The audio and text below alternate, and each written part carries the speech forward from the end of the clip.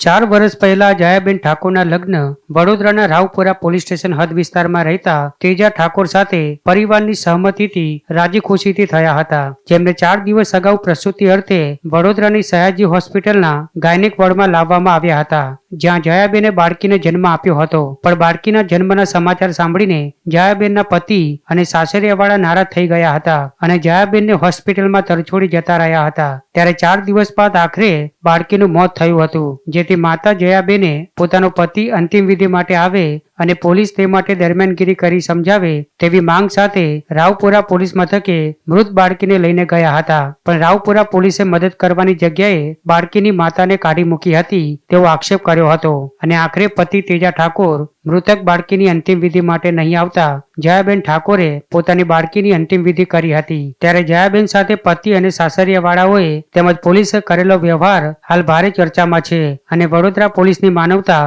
મરી પરવારી હોવાની ચર્ચાએ જોર પકડ્યું છે. ડિલિવરી પહેલી તારીખે ઓફ થઈ ગઈ છે. પછી હવે તમે આગળ શું કરશો? કઈ કારવારી કરો સાહેબ. હમણાં ક્યાં આવ્યા છો તમે? અત્યારે ક્યાં આવ્યા છો? અત્યારે પોલીસ હોસ્પિટલ. શું માંગણી છે તમારી? કઈ કરો.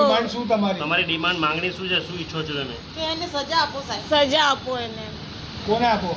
મારા ઘરવાળાને. શું નામ છે એનું? તેજાભાઈ. તમારું નામ? જયાબેન.